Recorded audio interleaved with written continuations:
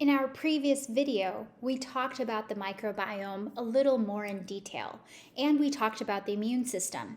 Prior to that, I'm hoping you were understanding the involvement of all the organs in the digestive tract. So now I want to offer a simple example of how this microbiome and immune system interact to give you the most number of nutrients possible in a day. Now here is a very simple diagram. As you can tell, I'm no artist, so I hope this is a simple enough diagram. And what you're looking at here is the gut lining. So if you imagine your digestive tract and that hollow tube on the inside of the digestive tract, the area that is involved with the external world, that's really where the microbiome would be. And then on the outside of the digestive tract, which is actually the inside of our body, this is where the immune system sits, and this is that gut wall or the lining of the digestive tract. Now, what is the simple goal? The goal is these foods that come from nature made of proteins, fats, and carbohydrates, and all those micronutrients are going to come into our body and help supply our body with the lubrication, with the base for hormones, with proteins like our building blocks, and energy. In order to do that, let's take these three simple versions that we might see on a day-to-day. So, take an example of needing 30 nutrients per day in terms of your requirement to do basic functionalities. Again, this is just an example to try to make this simple. Nothing is exactly what is happening. So, 30 nutrients in a day. And let's start today as day one with a red signal. What I mean by that is you're walking around the house, you have nothing else to eat, and you found some really old potatoes. And chances are there's a little bit of mold growing on them, but there's really nothing else. So you're super hungry, you're going to go ahead and eat it. Now remember, your body really wants those 30 nutrients. Now when that potato comes into the body, right, made of some protein, made of some fats, and some carbohydrates, it comes in contact with the microbiome first. This microbiome recognizes that mold. It knows that mold is not good for the body. And so it's going to send a red signal immediately to the immune system.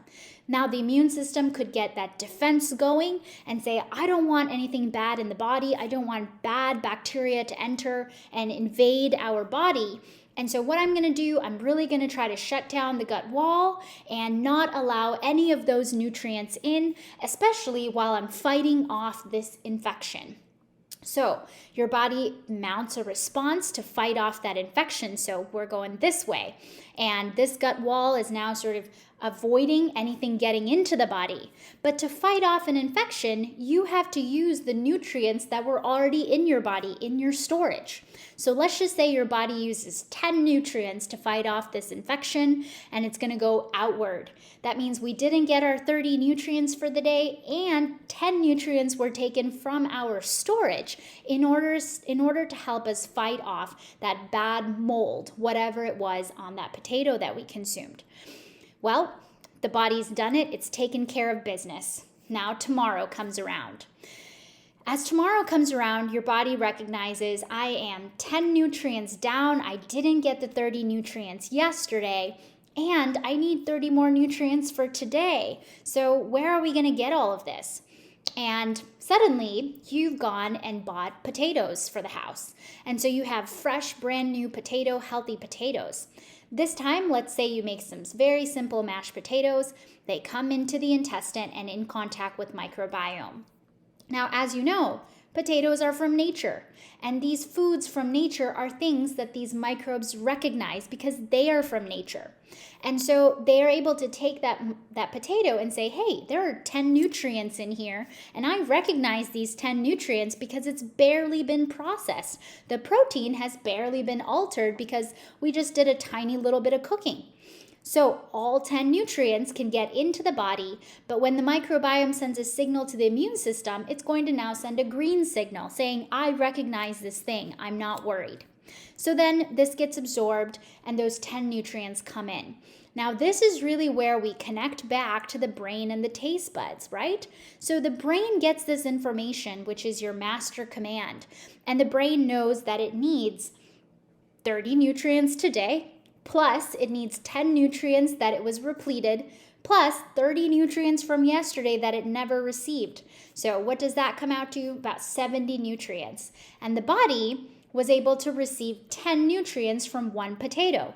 So in this simple example, the brain can communicate with your taste buds and tell your taste buds, could you crave a little bit more of that, please? I'm going to need a couple of servings to try to get all of the nutrients that I may need for that day. And you might get a couple of servings of that potato, try to replete as many of those nutrients as possible, and you reach the end of the day. Now, let's go into day 3. And this time, instead of a regular and simple unprocessed natural potato, you're now leaning towards potato chips or French fries, for example. Now, what do we know about potato chips and French fries? They are highly processed, right? Which means that in that processing, the protein has changed. Maybe the body doesn't fully recognize that entire potato because it has been changed or altered by heat or oil or whatever is required to be added.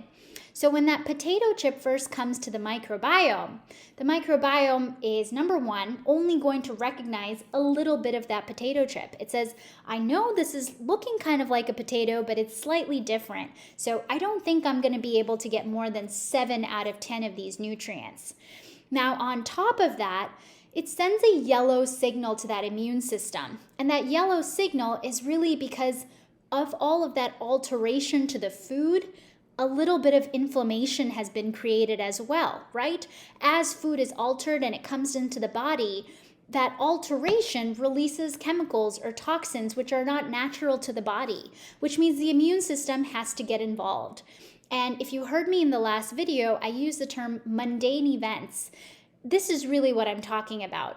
When the immune system's main job is to be focusing on fighting huge defenses, when inflammation is created because of processed food exposure, the poor immune system has to get involved, even though it's trying to focus on a much more important scale, which is keeping us on defense.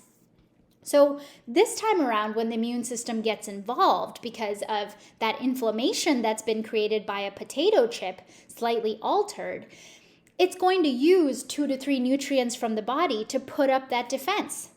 And not only that, some of the symptoms you may experience in that process could be things like bloating, nausea, discomfort, excess gas, feeling like vomiting but not vomiting. So kind of vague symptoms, or again, brain fog, not being able to focus clearly if we're doing this on a consistent, continuous basis. Now, coming back to the nutrient profile, remember that potato chip, only 7 of those nutrients could be recognized by the microbiome. And by the time it gets to the body and the immune system has to put up a slight defense with 2 to 3 nutrients, only 5 are going to make it into the body with that one potato chip. So again, master command gets to know this information. What I want you to recognize here is that your master command is always just trying to help you survive. And so besides things like addictive property or addictive nature of foods and all of these conversations that we could have about nutrients, just think your brain requires 30 nutrients for that day. Only 5 nutrients came from that potato chip, which means when it goes to the taste buds, if it has nothing else offered, it's going to need to crave more. It's going to need 6 or 7 of those potato chips when it could have just needed 1 or 2 potatoes in order to get all of those nutrients and have no inflammation.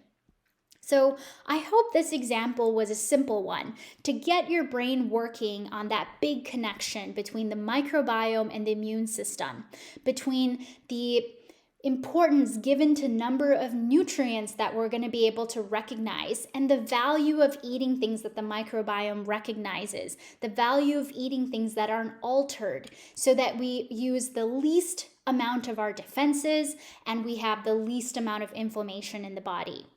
Now, if this example makes sense, then start to look at the complexity. Think of the number of things that you're putting into your body and the number of those that are actually natural. things recognizable to the microbiome? If your answer is, I put a lot of processed things into my body, it should really start making sense, some of your symptoms, or maybe the inflammation that's being created, the difficulty when you have to take care of things like an infection in your body because your immune system is busy dealing with these quote unquote mundane inflammation from your food. So, the first and simple step before we even go into details of the different nutrients is, how can I get more green responses from my body? How can I get that? And the way to do that is real whole foods. Choose foods from nature. Choose foods that your microbiome recognizes. So I hope this explained a little bit as a simple example. And like I said before, to say it again, this is not exactly what happens in the body minute by minute or explanation by explanation. But I am hoping it gives you a general sense of the complexity and how hard your body is constantly working to get you all of your nutrients that you need for the day. So from here, we're going to go into the categories of different macro and micronutrients and talk a little bit about how we can get more of those substances into our body in the most natural and anti-inflammatory form. I'm real sorry that this was a long video, but I hope it was helpful, and I'll see you on the next one.